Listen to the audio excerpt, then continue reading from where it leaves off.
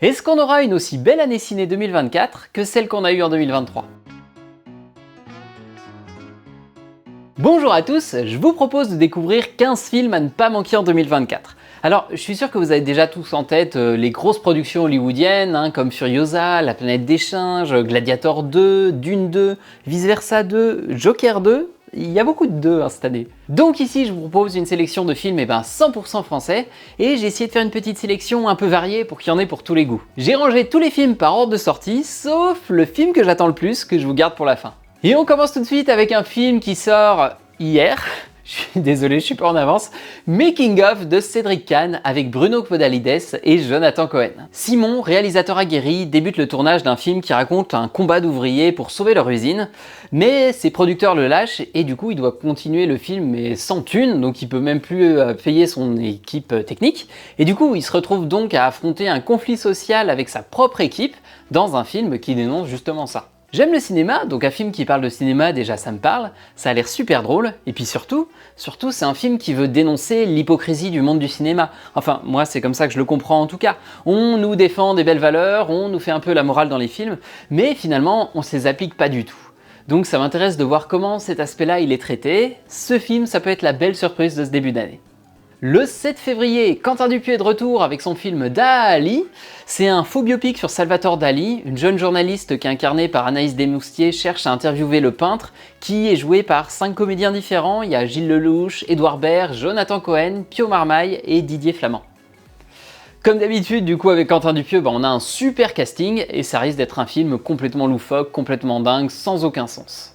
Je suis pas particulièrement un grand fan du style de Dupieux, mais Yannick, son précédent film, il était vraiment excellent, c'était une des petites pépites de 2023, donc là, pour Dali, j'ai aussi envie d'y croire. La même semaine, on va pouvoir découvrir un film un peu de science-fiction, La Bête, de Bertrand Bonello. Le film se passe dans un futur proche où règnent les intelligences artificielles et les émotions humaines sont devenues une menace, donc il faut s'en débarrasser. Et on va suivre Gabrielle, qui est jouée par Léa Seydoux, qui doit donc replonger dans ses vies antérieures pour se purger de ses émotions. Elle va y retrouver Louis, son grand amour, mais ça va pas bien se passer comme prévu, il va y avoir un genre de bug dans la matrice, enfin on sait pas trop vu de la bande-annonce, mais il y a une genre de catastrophe qui se prépare. Le film a l'air mi-histoire d'amour, mi-science-fiction, on sait pas trop de quoi ça va vraiment traiter, vers quoi le film va aller, c'est super intriguant.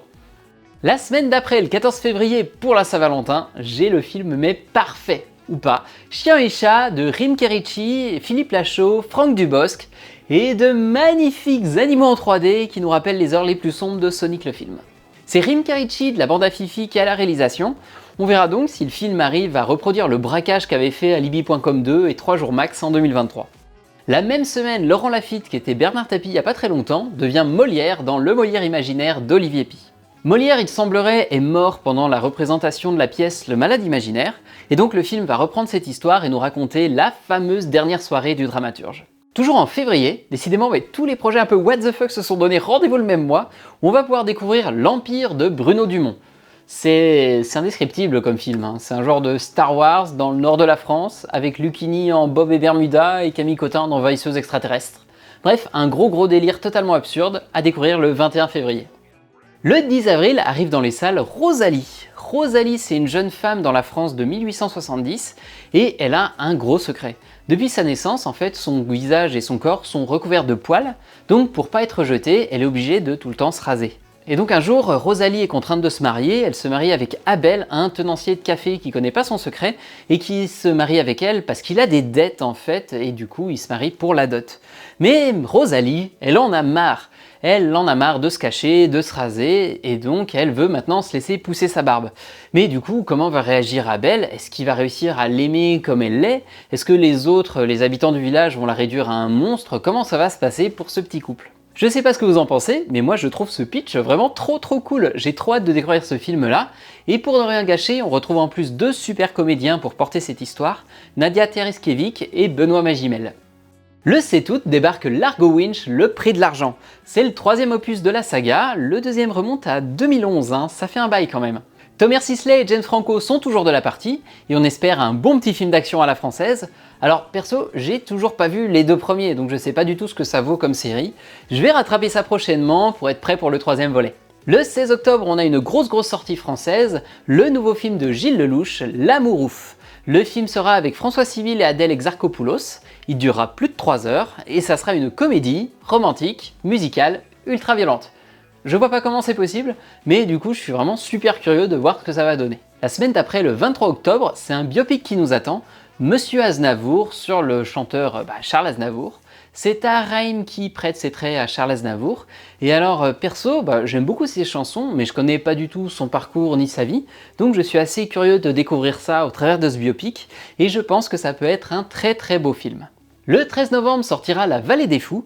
C'est l'histoire de Jean-Paul qui est un peu au bout de sa vie, et donc il décide de se reconnecter avec lui-même en participant à la Virtual Regatta, c'est une course virtuelle du Vendée Globe. C'est une histoire de bateau, de solitude, de cheminement personnel, et puis surtout, c'est porté à l'écran par Jean-Paul Rouve et Pierre Richard.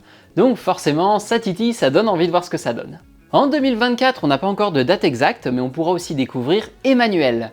Vous connaissez très certainement le film Emmanuel de 1974, c'est un film érotique et c'est un des plus gros succès du cinéma français, 9 millions d'entrées. Et ouais, en France on est des coquinous.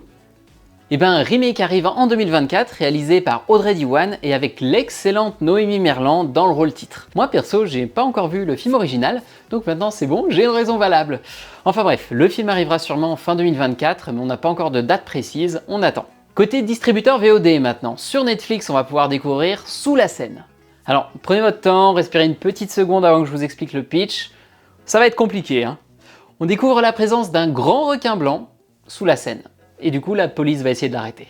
J'espère sincèrement qu'ils n'ont pas pensé leur film premier degré, que soit ils ont assumé complètement le côté gros nanar, ou alors que le requin c'est plus une métaphore de la catastrophe écologique par exemple. Sur Prime Video, maintenant, on va avoir du super-héros avec Feuilleman. Feuilleman, pour rappel, c'est un délire qu'avaient eu Pierre Ninet et McFly et Carlito. Pierre Ninet était invité sur la chaîne de McFly et Carlito pour faire des canulaires téléphoniques.